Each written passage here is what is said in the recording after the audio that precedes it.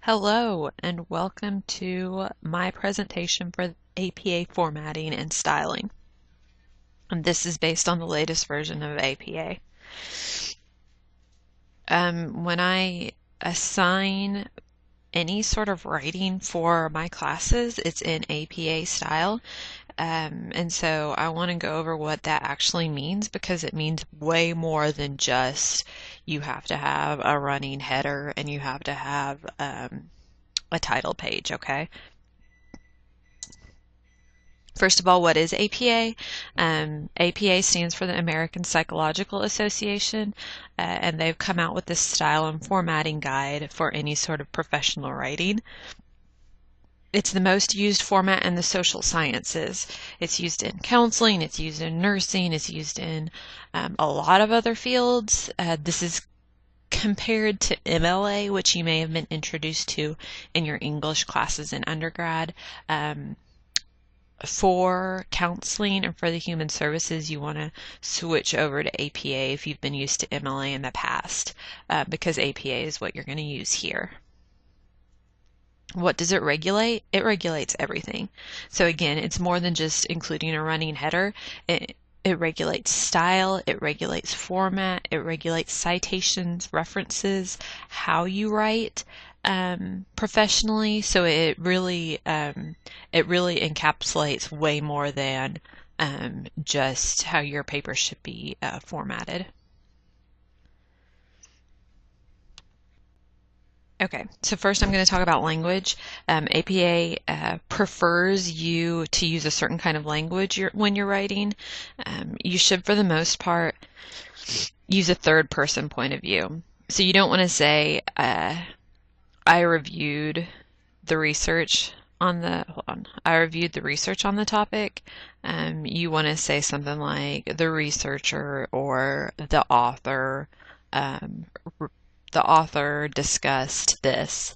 The researcher talked about this. You wouldn't refer to yourself as I, you would refer to yourself as the author or the researcher. And now this is where you'd want to clarify with your teacher what they expect of you for the paper. So in a lot of assignments, I'll combine like a self-reflection, but also ask you to use APA style, and if that's the case, I'm okay with you using I. But if it's a professional research paper, unless it's qualitative research, you should use the third person. So you should refer to yourself as the researcher or the clinician or the author, okay? APA also likes you to use active rather than passive voice. And so this is an example of a passive voice. Experiments have been conducted. Anytime you have multiple helping verbs, that's probably passive. And so you want to make sure that you're using active.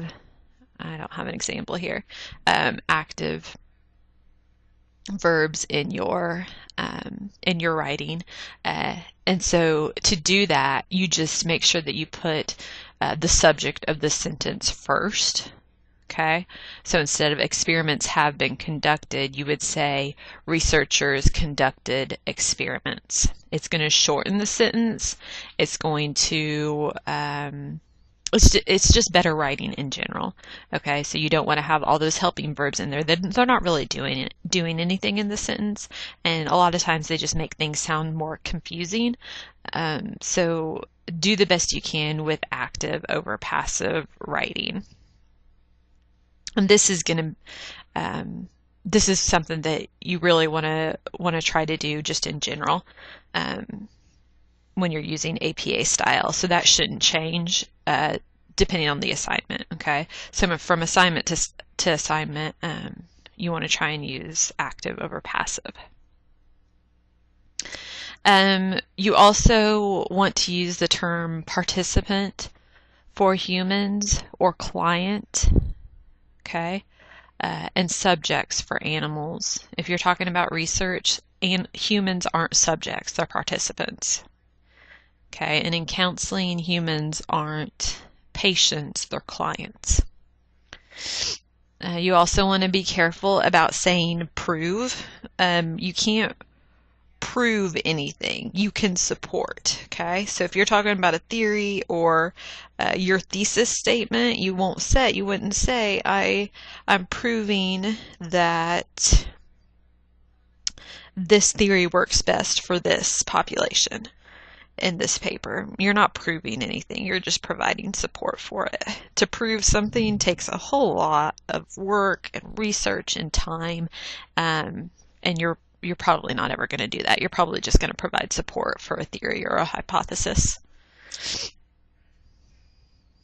Okay, so the results support the hypothesis, not prove it. General formatting, and most of the times in my assignments, this is what I mean when I say APA. You should type your paper. It should be double spaced. Should use standardized paper, 1-inch margins on all sides, 10 to 12 point font, and it should be Times New Roman or a similar font. Don't be using Arial 14 point, okay? I'll be able to tell if you're upping the font size and the font style so that you don't have to write as much. Okay, so it should be Times New Roman. It should be 10 to 12 point font. It should be double spaced. You should use some sort of header. It doesn't have to be a running head necessarily, but you want to have some sort of title and page number at the top of every paper if you have more than one page to your paper, just because if someone prints it out, if I print it out or if you print it out and turn it in, even if you have it stapled together, things can get torn apart and get lost, and so that just helps keep everything organized. The main body of the text, and this is still with formatting, so you should center the title at the top of the first page and then double space the text with all sections following each other without a break.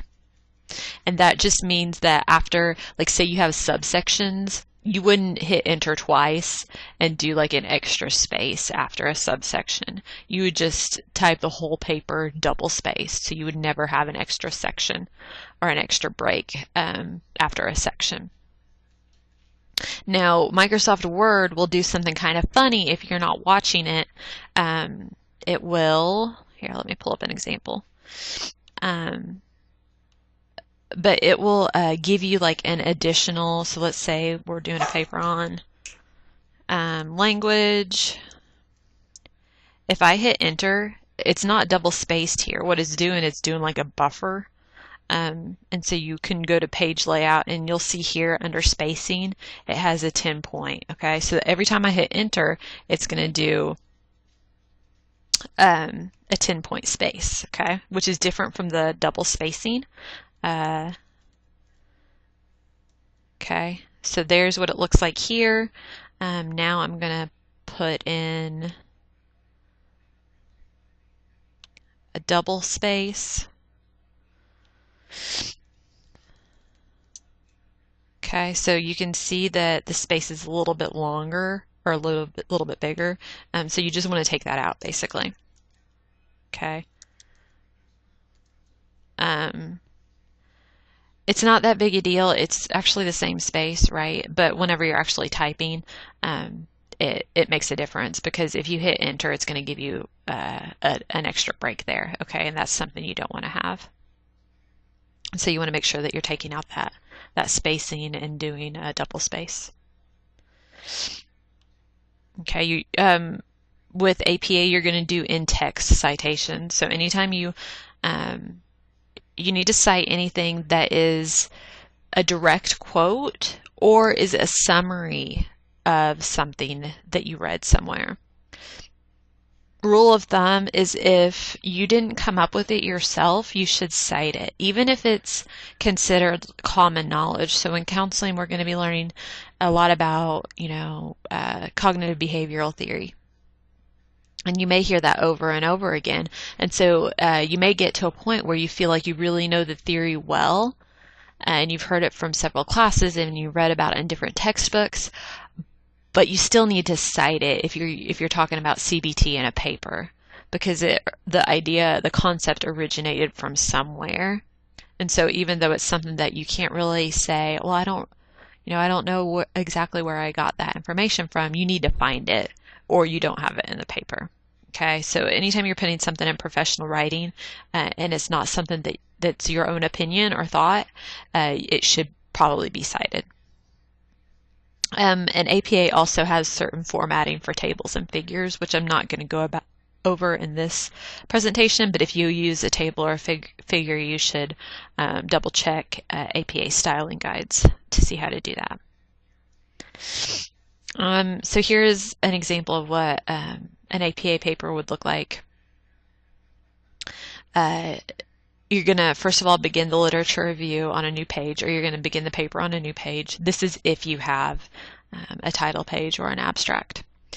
At the top of the page, type and center the full title as it appears on the title page in uppercase and lowercase letters.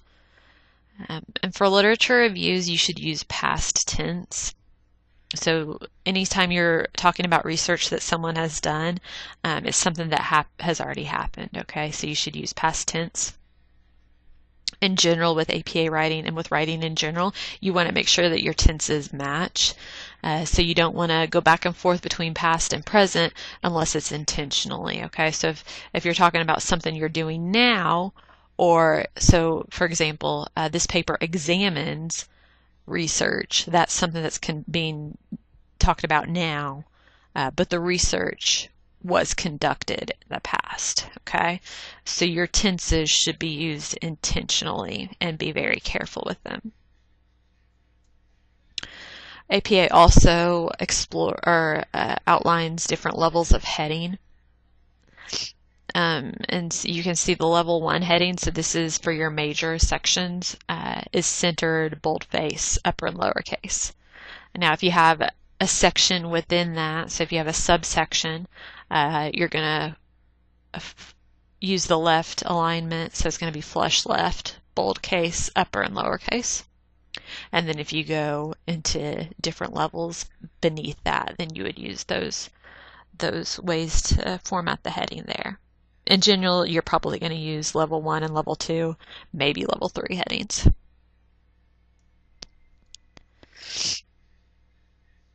Your references page, your title is going to be references. It should be centered. It should be references, not works cited. And it's not bolded here, okay? This page is still double spaced, and you use hanging indentions with APA formatting, which means that the first line is going to be flush left, and then the lines after that are going to be tabbed over. It should be in alphabetical order by the author's last name.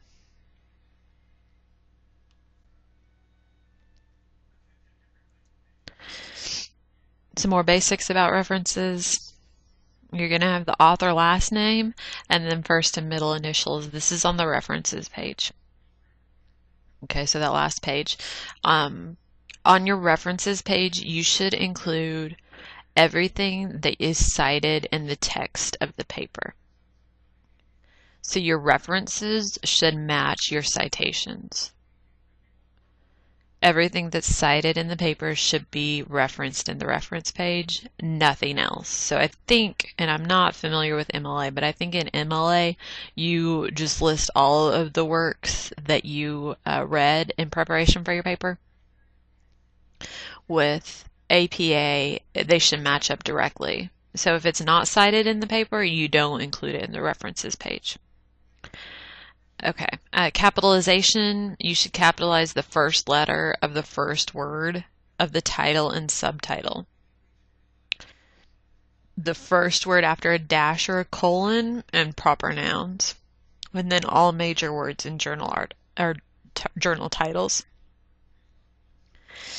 You're going to italicize longer works such as books and journals. You're not going to italicize, underline, or put quotes around anything that's shorter. You're also going to include the DOI when possible. Most everything that's published recently has a DOI. It's a long number, a long string of numbers.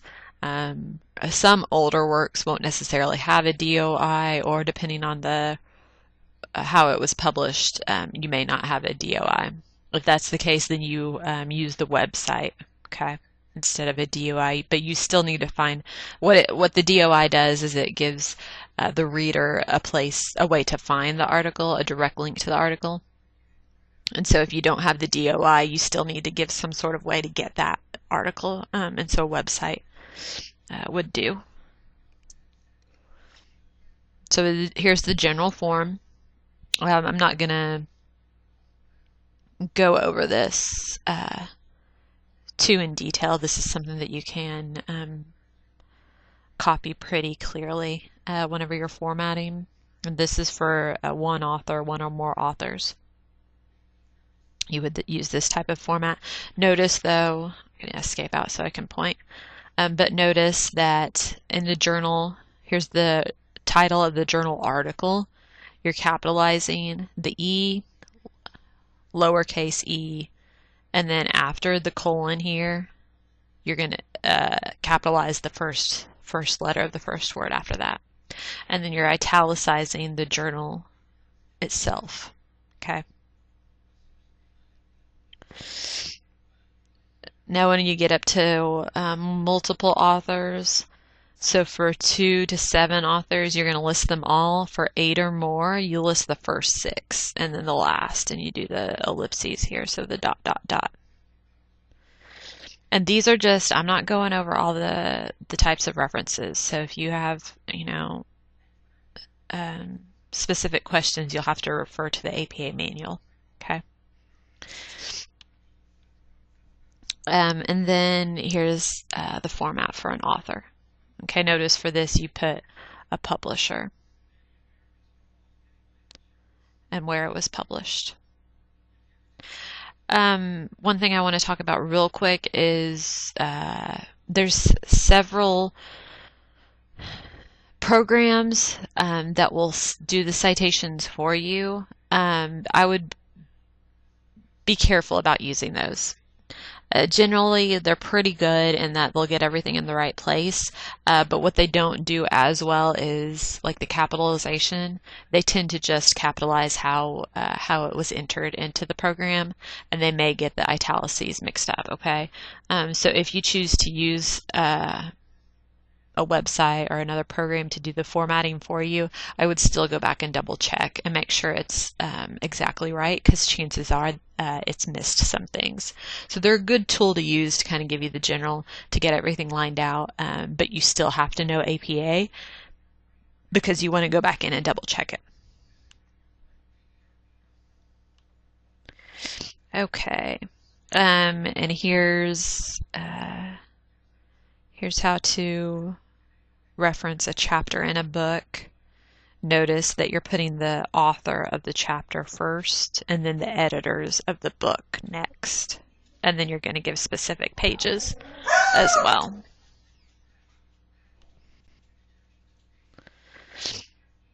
And now for the in-text citation. So again, you're going to cite work you summarize, quote, or use material from in the text of your paper. So you must cite in text every source on your references page. So your references must match your citations. Your citations must match your references 1-to-1. Okay? And anything that you aren't coming up with out of your own head needs to be cited. When summarizing work in text, include the author's name and the date of publication. So here's an example. Notice here is the citation. So you're going to have just the last name and the date. Okay? Period. It's that simple. You're going to cite after the sentence. You're going to cite within the sentence too. Okay? So at the end of the sentence, you're doing your citation, and then you're including the period after. So the period shouldn't be before, it's going to be after. If you have a direct quote, you're going to include either the page number or the paragraph number. So a direct quote is anything that you've taken word for word from another work. You're going to include quotations around it, and you're going to include the page number. Now, sometimes if you're quoting from a web page, or some journal articles are in HTML format and they won't have page numbers, if that's the case, then you just count down the paragraphs. Start at paragraph 1 until you get to your quote and put paragraph number whatever. Now, sometimes you can use the name of the author in your sentence. If that's the case, then you cite it right after. So if you have Carruth, you're going to use the year 1996, and then you have your direct quote here, and then you're going to put the page number at the end. If it's not a direct quote, so if it's like this sentence here, instead of saying, though feminist studies focus solely on women's experiences, you might say, Fussell, 1975, claims that feminist studies focus solely on women's experiences, but, and you would finish with your thought there. Okay, so you could do the format, you could use, in this case as well, the author's name in the sentence itself. And if that's the case, then you still wouldn't include that citation at the end. Okay, so you just need it once in a sentence, basically, either at the front or the back. If you don't know the author, so if you're using like a web page or something that's where the author isn't listed, you would use the title of the work. And so you would use the source's full title, or cite the first word of the title followed. So if you're citing within the text, so according to Indiana Joins Federal Accountability System, then you would have your year there. If you're citing just in parentheses at the end, you would just do the first word. And finally, electronic sources. Cite an author, date, style when possible, and that just means you would include the author's name in the sentence. So according to Smith, and then year. And this just makes it so much easier to do active sentences, active writing. If you're not using the author's name in the sentence, then we have a tendency to do passive writing, and that's something we want to avoid. If electronic source lacks page numbers, and I mentioned this before, you would find the paragraph number here. Now, if with some electronic sources you can't find the author, maybe the author's an organization, or you may have a webmaster, or you may have just a web page, then you would use the title of the web page or the title of the page instead of the author.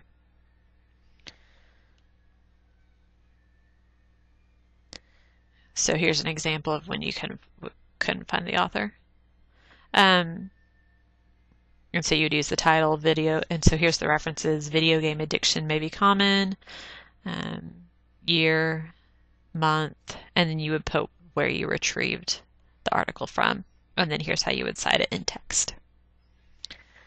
Okay, and that was just an overview. You're still going to need to have an APA guide of some sort. If you are a grad student, I highly recommend that you have an APA style manual. And you can also use the OWL website that's published by Purdue. It's a really good resource, but it's not comprehensive, okay?